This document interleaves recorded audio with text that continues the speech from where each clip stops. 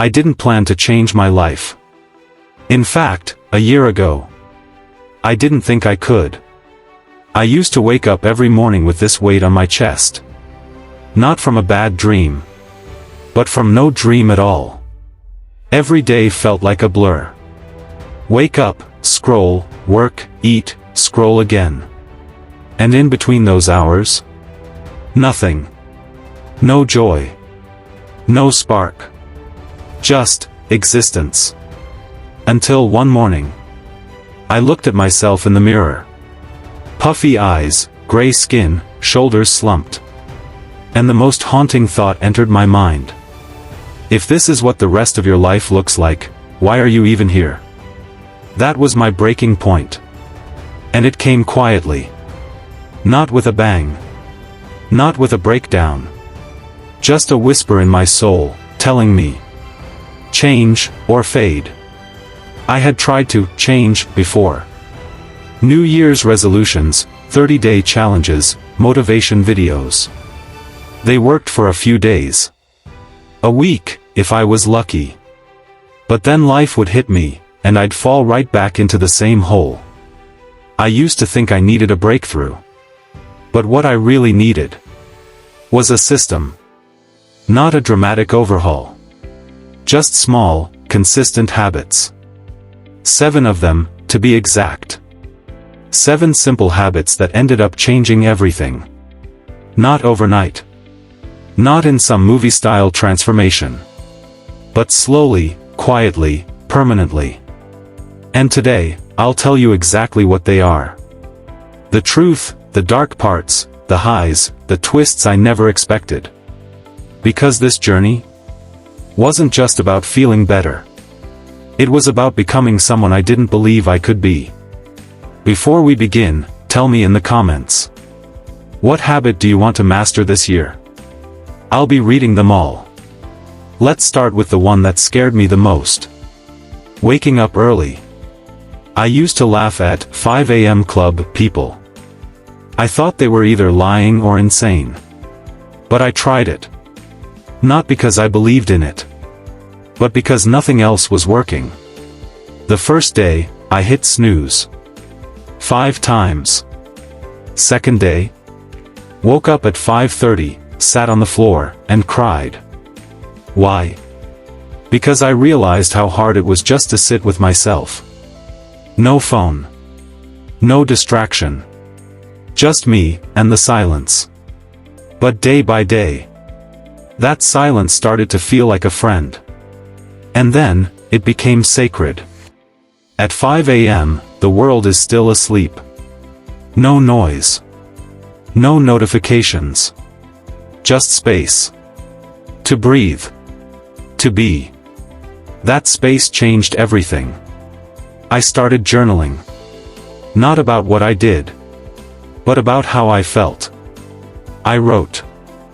I don't know who I am yet, but I want to find out. One morning, I saw my neighbor sitting outside. He was 82. I asked why he was out so early.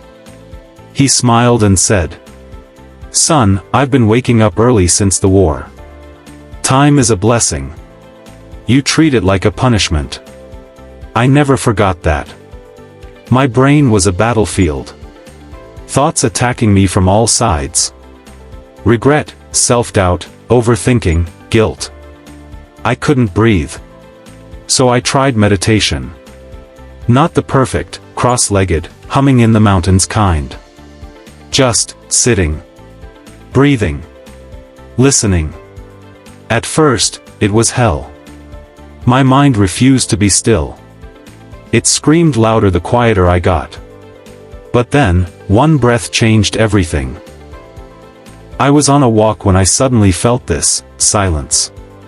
Just for a second. And in that second, I felt something I hadn't felt in years. Peace. In week 2, my mom called me in tears. My uncle had a heart attack. I flew home the next day, mind spinning. But in the middle of all the chaos, I meditated in the hospital hallway. Just 5 minutes. And those 5 minutes gave me enough strength to hold my family together. I realized. Meditation isn't about escaping life. It's about being strong enough to live it. I hadn't read a book in years. Too busy. Too distracted. But I started with just 5 pages a day. The first book that shook me said, "You're not tired. You're unaligned." That line hit me so hard I had to put the book down. Reading became therapy. Wisdom from minds I'd never meet. Books didn't just inform me. They formed me. I cried after finishing a novel about grief. Not because of the story, but because I finally gave myself permission to feel. I wrote in the margins of a book and accidentally left it on a train.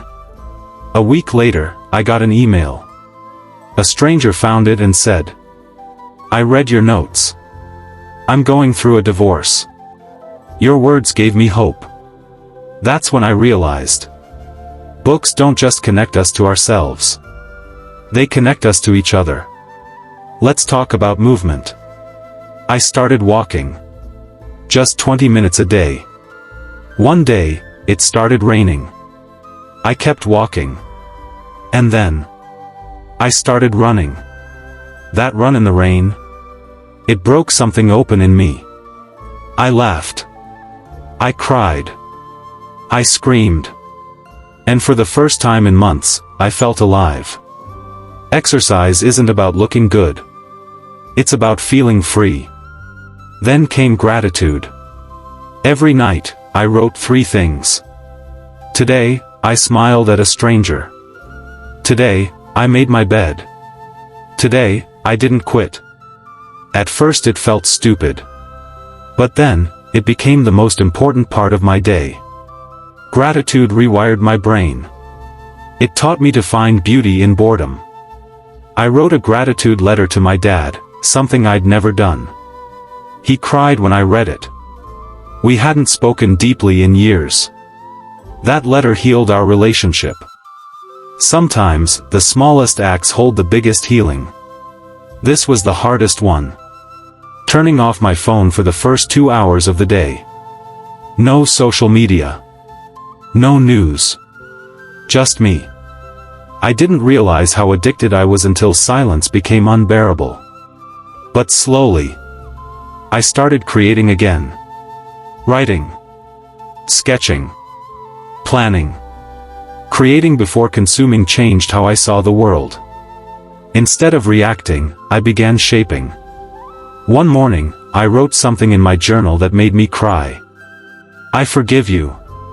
And I didn't know if I was writing to someone else. Or to myself. Let me be honest. I missed days. I broke promises. Some mornings, I went back to bed. Some nights, I scrolled till 2 a.m. But here's what I learned. Consistency is not perfection. It's returning. Returning to your habits.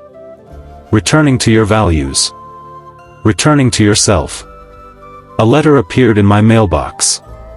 No name. No return address. Inside, it read, "I see your light every morning at 5 a.m. I started walking because of you. Thank you." That's when I cried. Because all this time, I thought no one saw. But someone did. You never know who you're inspiring. Just by trying to be better. If you made it this far, you already believe in your next level. Drop a comment. Which habit are you starting tomorrow? And if you're ready for the next step, watch my video on how to stop burnout before it destroys you. It might just be the wake-up call you didn't know you needed. This is beyond the dream. Your dream isn't beyond you. It's already inside you.